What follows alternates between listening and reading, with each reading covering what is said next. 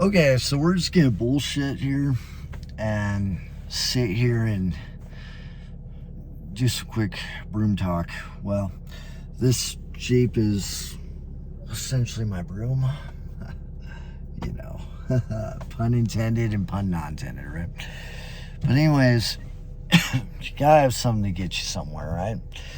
So what we're gonna do is just kind of BS about. Someone asked me, how can you like the TV show Bridgerton but yet kind of chuckle? Okay, so kind of like the thumbnail on the Instagram said, what does the Queen Charlotte from Bridgerton and Adam Weishaupt have in common? That's the biggest thing. And what does that have in common with the Illuminati? So, real quick, the Illuminati's been around since like Pythagoras. It still actually exists. But anyways, one snippet of it, like one faction of it called the Bavarian Illuminati, they were just seated up in a university. I forget where. But anyways, what's more important is what these people actually did. So the Illuminati will always get a bad rep from everyone.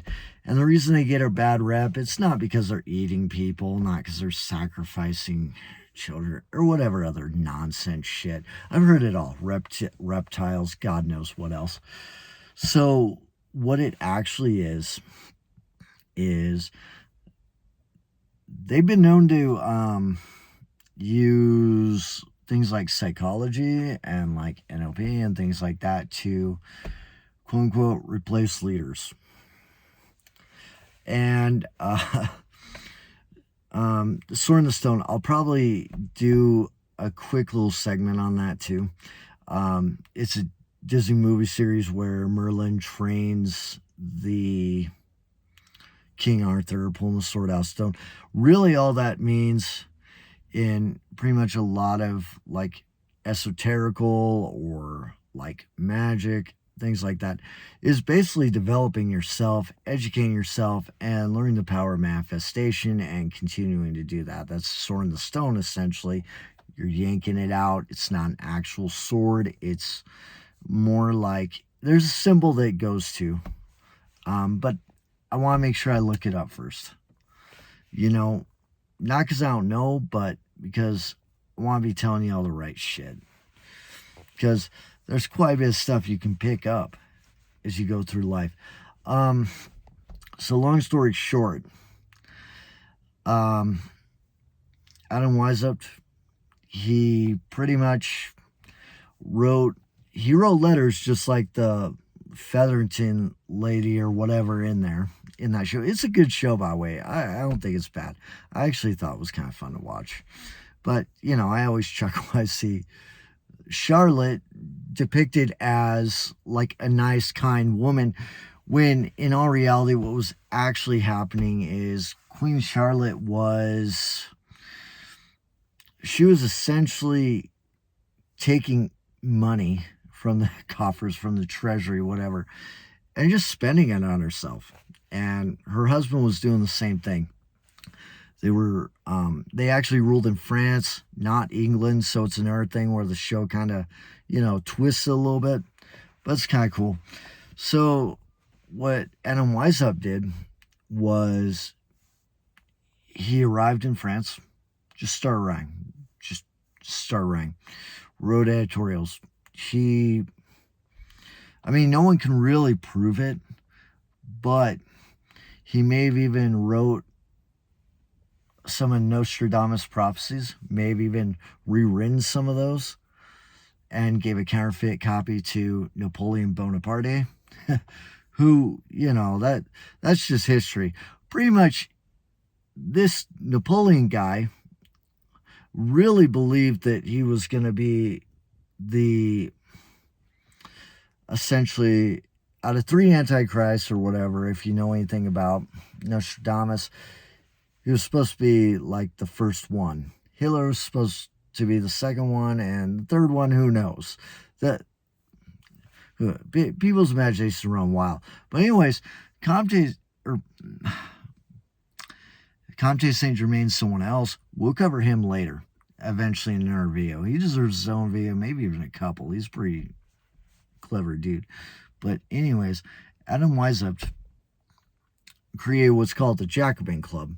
And the Jacobin Club just kind of got together and they wrote a bunch of stuff.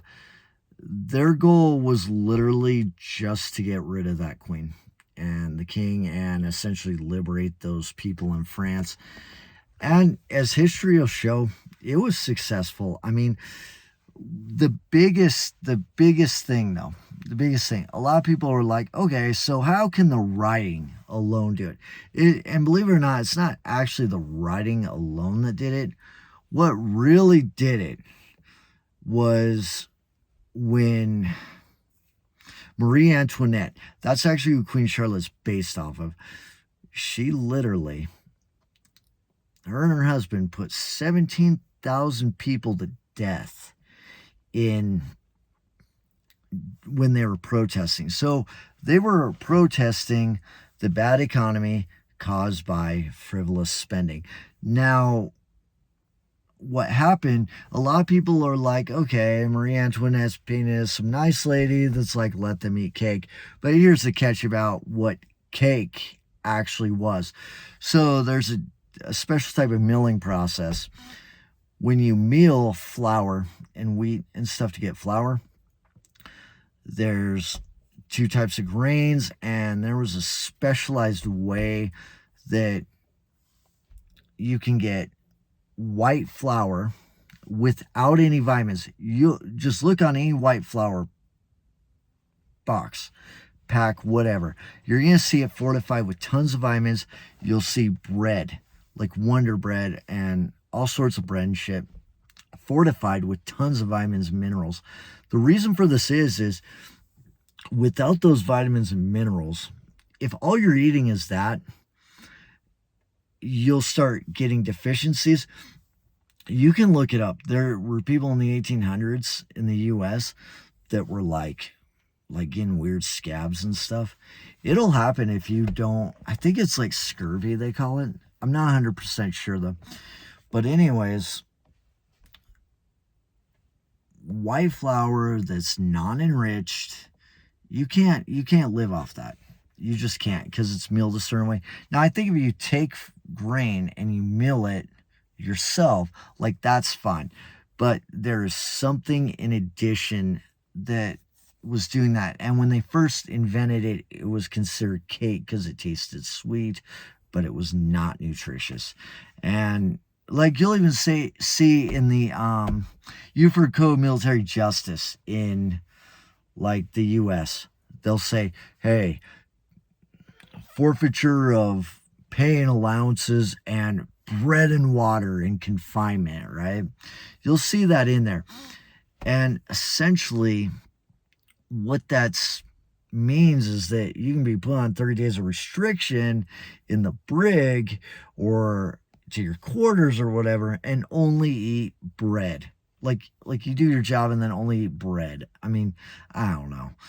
They have, it's not used, but it's still like just there. I don't know why, but I mean, I think I know why, but I think it's morbid, like in case there wasn't food or something. But so anyways, let them eat cake. It's kind of funny that Hollywood sometimes takes that and makes it appear better than what it actually meant, because people were like starving to death. Like I said, 17,000 people got, guillotined. Well, it didn't take long, and you can go look this stuff up. I actually encourage you to look it up. But anyways, yeah, Marie Antoinette and her husband met quite the demise. And that is why the Illuminati is actually painted in such a bad light, is because that organization trains people who can train other people to get stuff done and then disappear like that. All right, I hope you enjoyed watching this. Have a good day. Be your best self. Best version of yourself.